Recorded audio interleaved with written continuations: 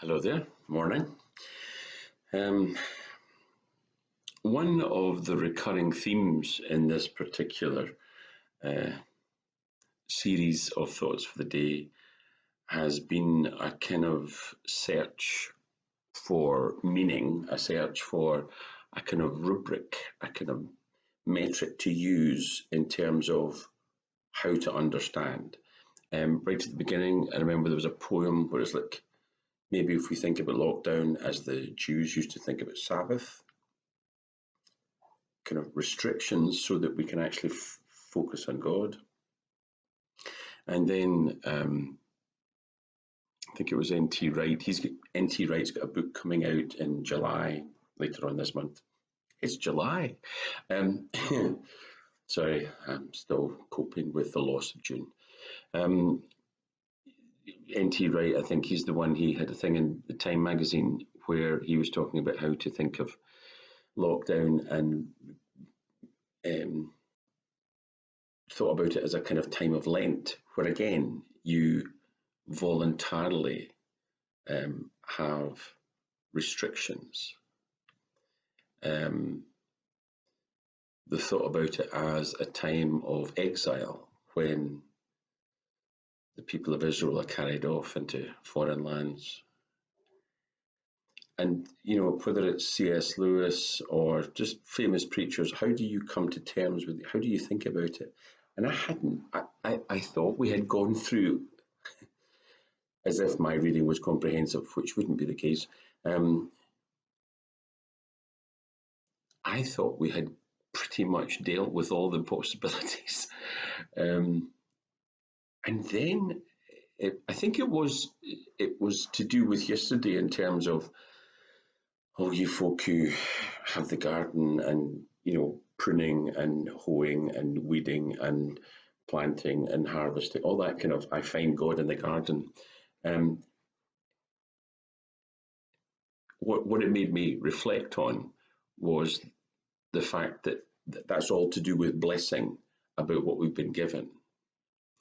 And then today, my apologies, yesterday, I had come across, there's a kind of journal, kind of spiritual reflections type thing that was being written by some of the folks in the Wren Collective. If you haven't worked out now that the Wren Collective are one of my favourite bands, then I've just not picked enough songs yet, but we'll get there. The point is they had, so nothing to do with the music. They had this, I mean, it wouldn't even be an A4 page. It was very brief. But what they were saying is, as a kind of route into thinking about the situation we're in just now, start with desert.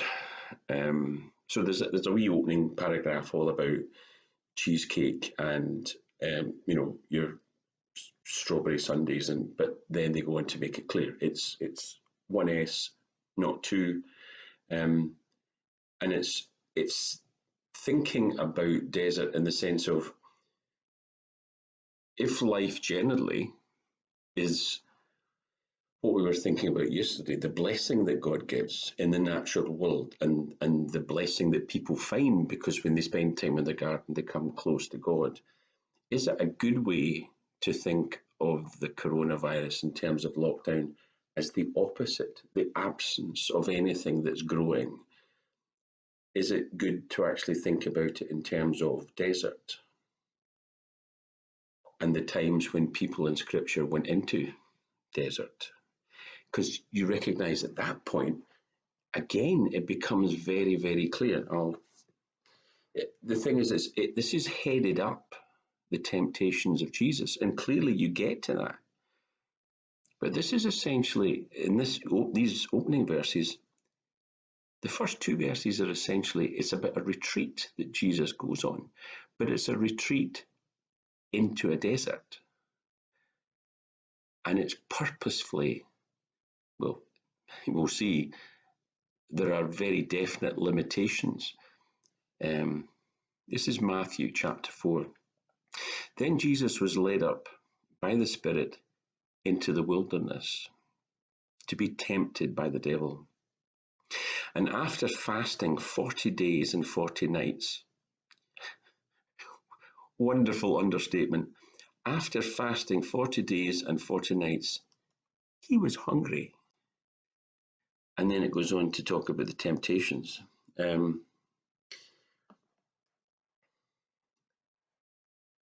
whole point of the temptations is that it's almost kind of, we have to get the theology out of the way, and then he can start his ministry.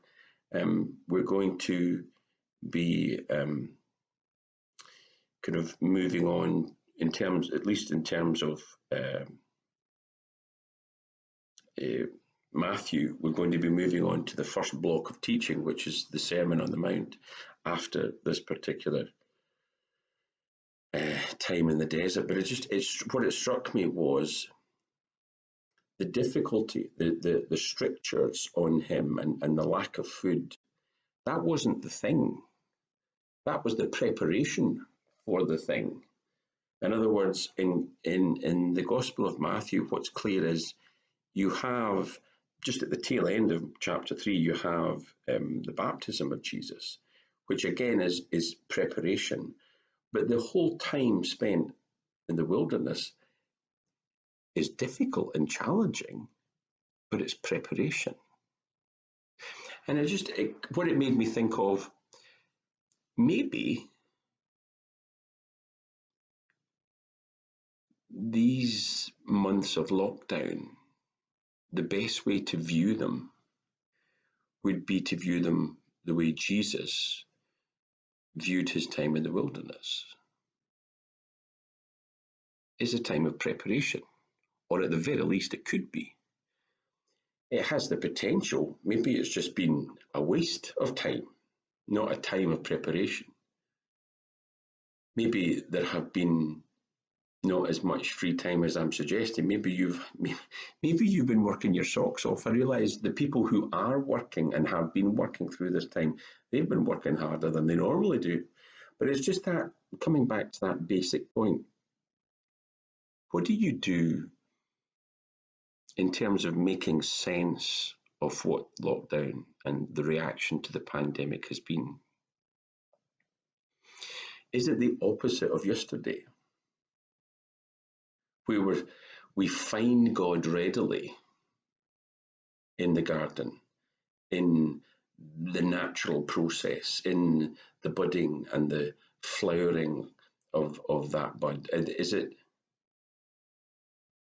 it making sure that before we actually go into this world, which, let's face it, is not giving us any round of applause for following Jesus, is this an actual preparation to make sure that we're able to find God in the desert, when we don't have readily to hand the things that normally support us, our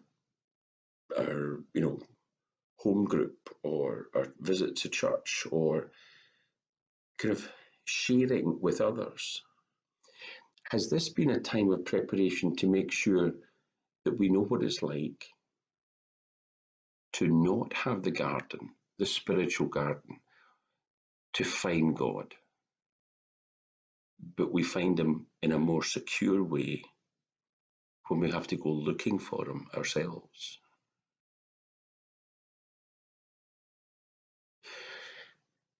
Think about it. More importantly, read the Rent Collective journals. They've got a few of them there, and as I say, I just found that helpful. What does it mean to go through this time, spiritually speaking, of lockdown? What manner are we meant to think about it? Because Jesus really did make use of his time in the absence of God's blessing of nature. He utilized the desert and made the most of it. I think we've still got a few weeks left of, maybe not everybody, but certainly if you're shielding, if you're still a lot of folks who can come to God in the desert and learn what it is to follow him there. If you can, let me know.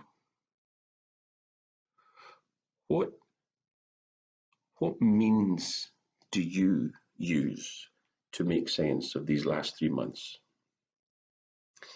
Meantime, go with God, because I know He goes with you, even in the desert. Bye.